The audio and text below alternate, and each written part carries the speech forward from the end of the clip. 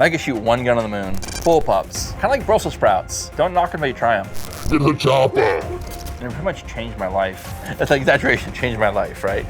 Luke, I am your father. Dude, this is like Space Force issue, like right at the gate, so, but we're a bit off just shooting it. Let's go to the range.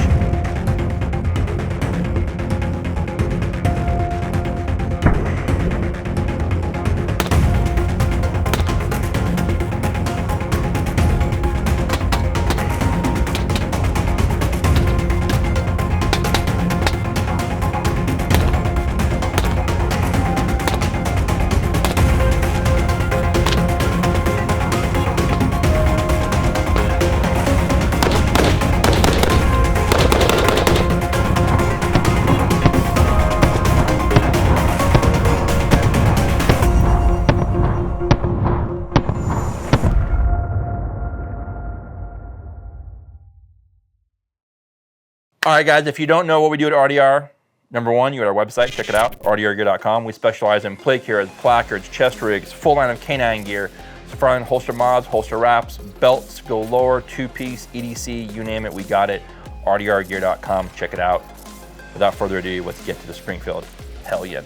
So, a little backstory on this rifle. Before SHOT Show, late fall, my buddy Bruce has this group of people in his company, and they get together and they go to the range, and we have a little spot out in the desert, and we go shoot and they barbecue and things after. And he always invites me out, and it's a good way for he and I to hang out, have cigars, we drink some beers and whatnot.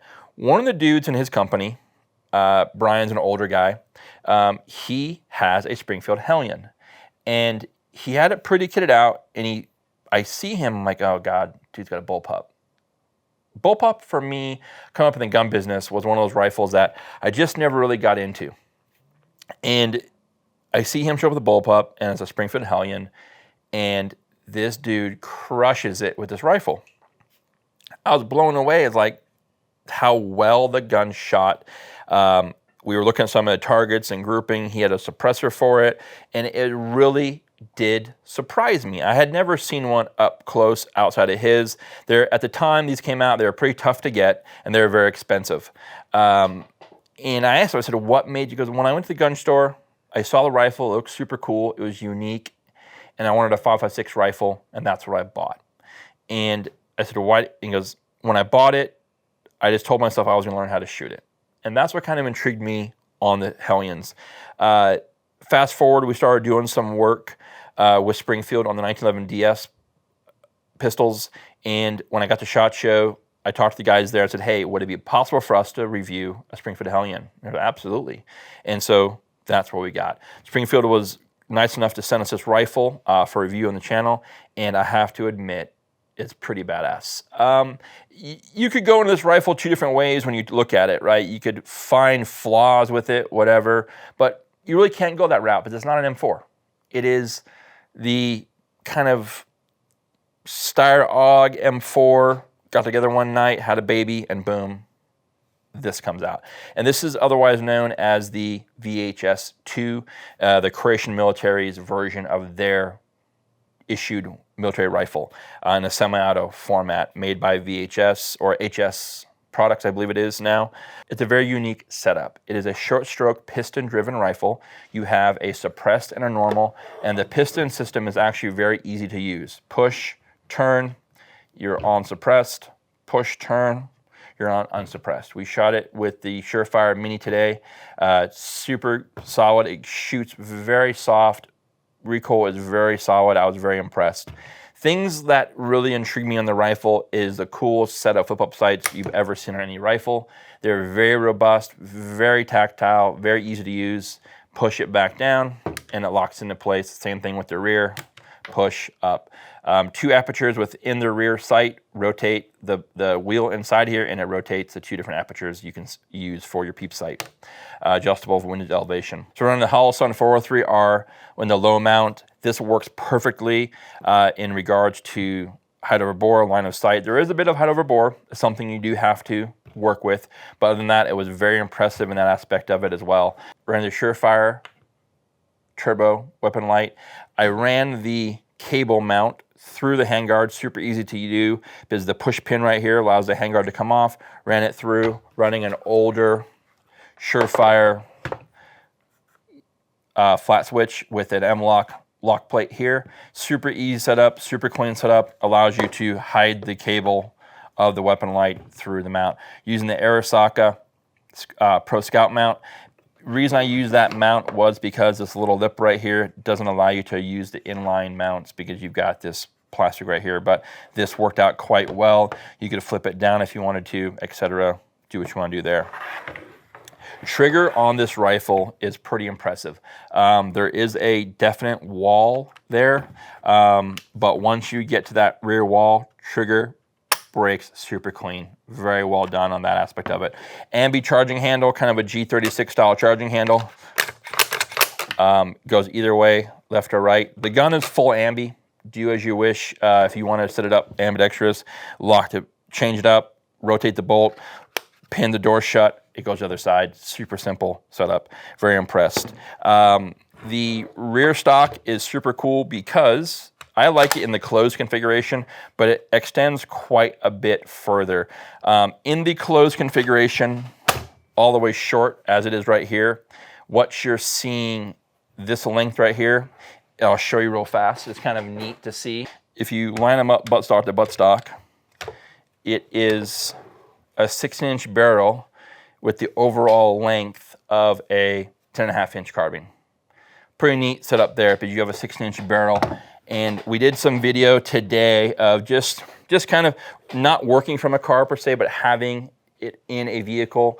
If I had to use it in a car, this short compact setup here works very well and gives you some really good versatility and very good accuracy and some good velocity in regards to being a 16-inch barrel. Running the BCM short vert grip, that just allowed me to be able to activate the light very easily. And that was it. The safety, it is what it is. It's not an M4, as I mentioned earlier. Yes. So people who, I've seen a lot of comments, heard a lot of comments about the things that are negative on the gun. It's not really a negative because it's not an M4. It is a variant of a 5.56 rifle with some similar characteristics to an M4 rifle. It's unique in that aspect. Without the mags in the gun, it is very difficult to lock the bolt back to the rear without having some type of a table or something, because you're gonna have to come in here, find the little nipple deal. Where is it? Okay, I found it. And now I can lock the bolt to the rear.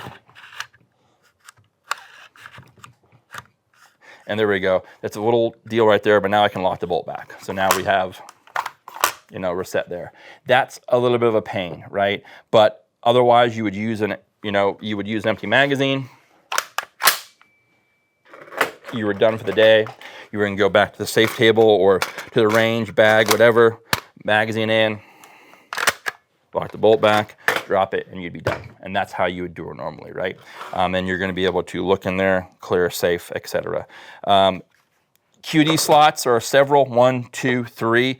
I super like that a lot because for me, I like using this one and this one because now by using the sling in the rear, it frees up my front end of the rifle. I'm not trying to fight my switch through my sling up front here. That's just more of a personal preference thing than anything else. But I was blown away with how well the gun shot. I was blown away with how well and how easy it was to shoot on suppressed setting, and it was very accurate in regards to being able to work that trigger. It is a little heavy, but I was very impressed, and I didn't think I would be as impressed as I was with it being a bullpup and this being my first bullpup. I don't own a Tavor. I don't own any other AUGs or any other brands of rifles that are bullpup style, but this one here, really fun to shoot, very easy to shoot, very accurate to shoot. Running a 1 to 10 or a 1 to 4 or a 1 to 6 something down here would probably expand this rifle's capability significantly. But man, well done, Springfield, super cool. VHS2, known here in the US as the Springfield Hellion. But if you are one of those dudes who's got a bunch of ARs, you wanted something different in regards to styling, feature, just a fun gun, but still shot the same caliber, the Hellion's a great one to look at. I don't think you'd be disappointed whatsoever. Definitely give it a look, check it out. Springfield Hellion. Springfield, thank you very much for supporting the channel as always. You guys have been great to me. Look forward to future projects coming the road. And always, guys, we post 2 to 3 videos every week on Gear Review, Gear Manufacturer. Until next time, be well. Take care.